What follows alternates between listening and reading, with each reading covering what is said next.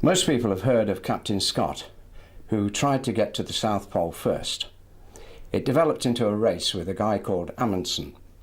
Unfortunately for Captain Scott, the whole issue ended in tragedy. In those days, in 1912, when that happened, communications were virtually nil.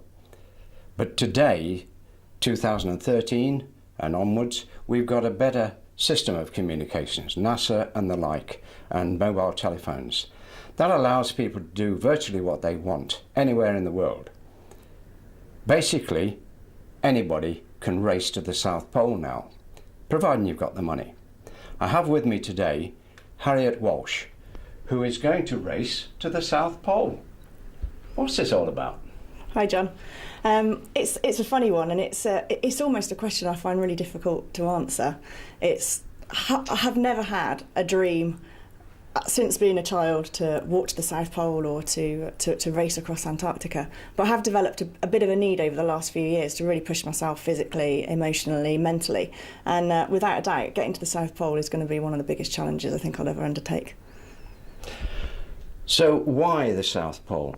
South Pole represents the most extreme location on the planet. It's the coldest and driest continent in the world, and the temperatures are likely to drop as low as minus 40 degrees while we're out there, which in fact is going to be the summertime. The wind is going to be up to 70 miles an hour, and it in every sense represents the absolute top of any challenge as far as extreme weather and conditions go. So this for me would be really the top of anything like that. So are you saying that you decided to go to the South Pole, so you sat down at the computer and worked out who was going to get you to the South Pole? It wasn't even really as simple as that. I was doing a bit of research, just looking at, where would be great places to visit, where would be a race that I could really push myself on, and stumbled across it using keywords like extreme and race, and found a company who organises races to the South Pole, and it clicked and seemed the right thing to do. Well, it's obviously not going to be free, is it? So how much is it going to cost? It cost all in all just short of £60,000. So it's a massive financial commitment to undertake, and that immediately put me off. And my first instinct was, wow, that looks like a fantastic thing to do. And if I win the lottery one day, then maybe I'll have a go. And I thought, actually, is that the only reason why I can't do it? And it seemed to be, which then just really spurred me on a bit further to think, okay, well, if I can overcome everything else, like the fitness needs and having the time to train and the time to do it, then surely I must be able to find a way to raise the funds to do it as well. So, short of raffles and garage sales, how did you raise the money? Or you're obviously still raising the money, but you must have something up your sleeve. Yeah, I've had an enormous amount of support from the local community here in Burton already. And right from the start, although some were a little bit shocked and took them a long time to get used to what I was doing, everybody's been really encouraging and really supportive. We've raised some money already through having talks and sort of open days to announce what I was going to do, and a few competitions which are linked to sports. But haven't really managed to convert any of the events that we've done into the serious cash that's needed. Up until recently, this week in fact, when a new business in Burton, Cola Rebel, stepped in and said that they'd like to be my main supporter to get me to the South Pole, which is absolutely fantastic news. Cola Rebel, who are they? Cola Rebel are a new business in Burton. They're a drinks manufacturer, and what they're really doing is putting a bit of spin on a traditional cola drink. So they add ginger and chilli. So it's got quite a hot kick to it, which, let's face it, is something I could definitely do with to warm me up out in the South Pole. So, have you got a team of huskies? Huskies, well, you're right to refer to them, because in the past, traditionally, polar explorers have used dogs to help them get to where they need to go. But in fact, about 20 years ago, huskies and any other dogs were banned from Antarctica, just really with concerns about the ecosystem. So they're no longer allowed. And that means, unfortunately for me, the only way to get me, my kit, my food, my fuel safely to where I need to go to the South Pole is going to be by man-hauling it over about 20 days. And when we talk about all the kit I'm going to need for that time to survive, we're talking about 70 kilos. So I'm going to be dragging more than my own body weight for nearly a month. So you're dragging as well as 40 Sherpas? Sadly not. Absolutely not. Me and just me. So I'm responsible for my own survival, I'm responsible for my own weights, and no support. You're actually dragging your own kit, your backup, Yeah. all the way. All the way. So how many miles? So we're talking 500 miles, roughly, 504 to be exact. And right enough, everything that I need to eat, with the exception of what I need to drink, which of course I will melt the ice that I'm travelling over. But my tent, my sleeping bag, the fuel that I need to keep warm, which will be paramount to my survival, will all have to be in my polk, and I'll have to take the lot with me. How many in the team? The teams can either be solo applicants or they can be teams of 2 or 3. At the moment, I'm a potential solo applicant with a view to being in a pair. So you think you're going to be alone?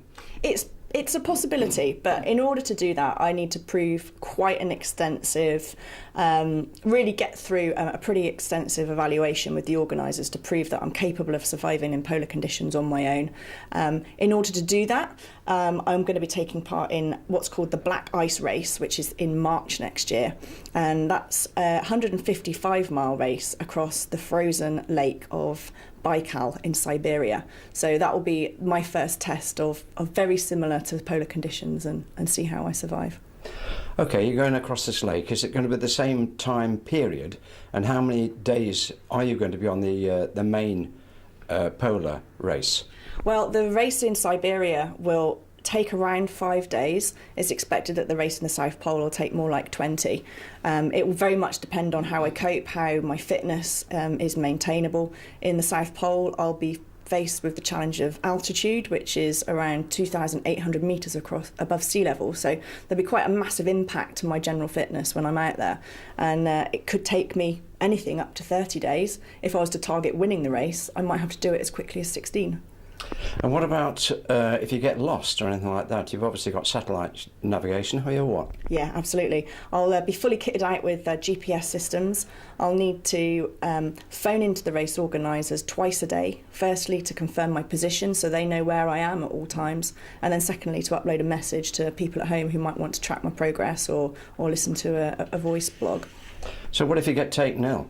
What if you actually get taken ill to the point where you either fall down or become unconscious and can't tell them? What happens then? That's a really scary prospect, and isn't, I don't want to say isn't something that's being considered, but it is a harsh reality that actually if you get into trouble in those kind of conditions, then you are very much on your own. There will be a support network out there who'll be within a few hours drive of me.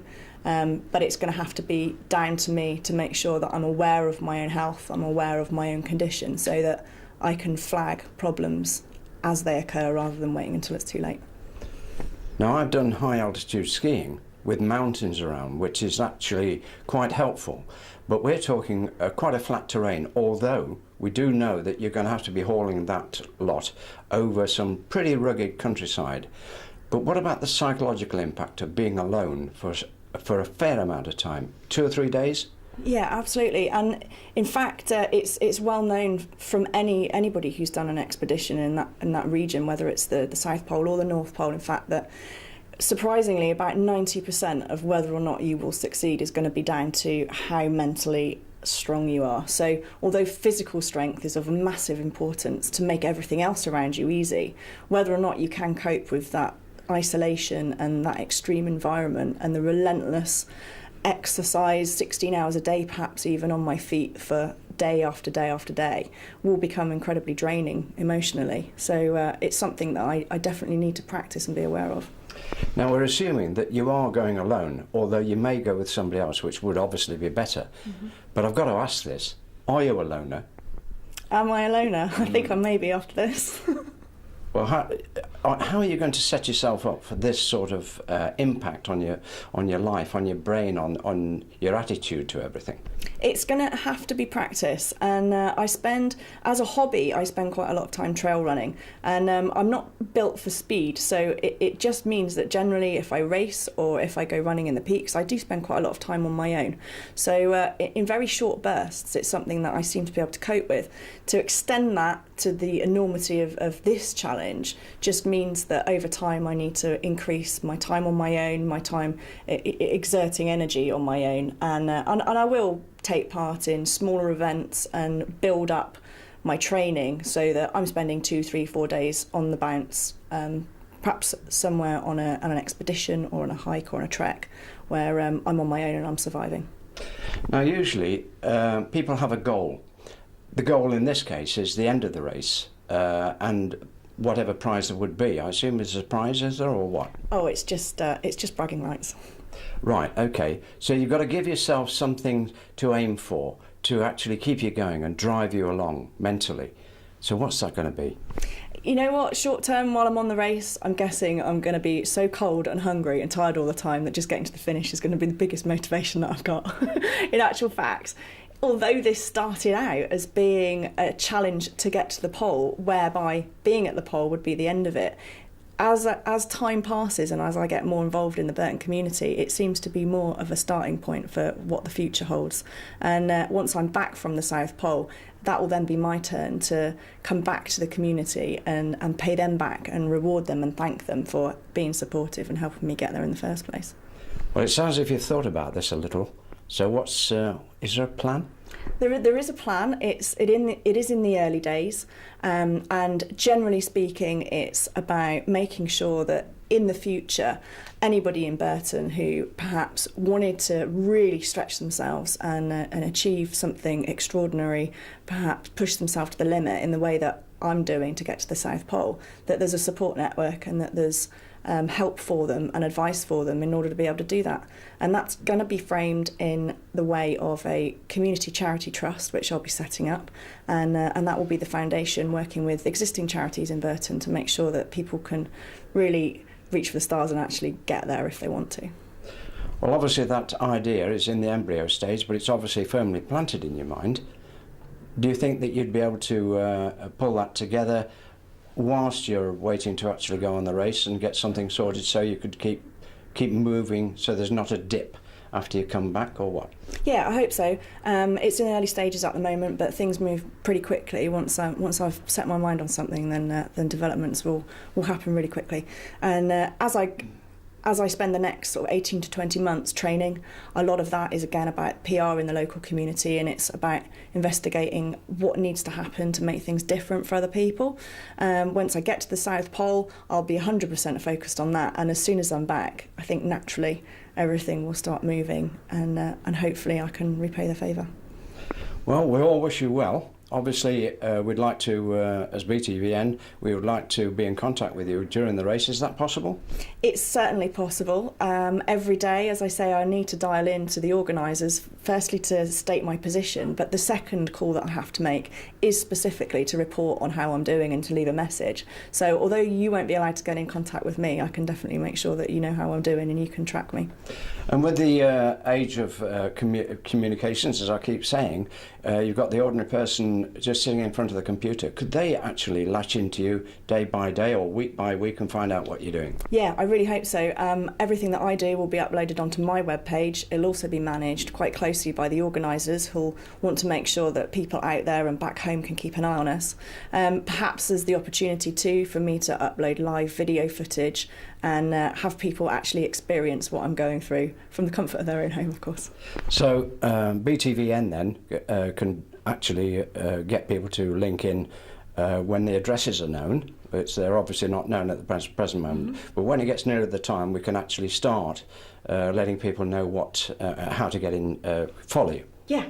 Absolutely. I'm fumbling my words because this is a new area, isn't it, really? Yeah, somebody in the South Pole actually talking to people in Burton-on-Trent or wherever in the world. Yeah, and it's definitely possible with the satellite technology that we've got. We could be streaming live back to BT. So those with the personal interest, money-wise, they've given you money and so on, especially Cola Rebel.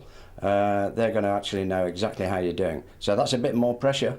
It is a little bit more pressure, and I'm hoping that'll be positive, in fact, because I'll have other people dependent on me, and I'll be wanting to share experiences. So perhaps I'll tailor what time of day I'm reporting.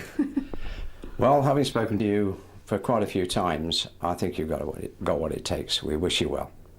Thank you.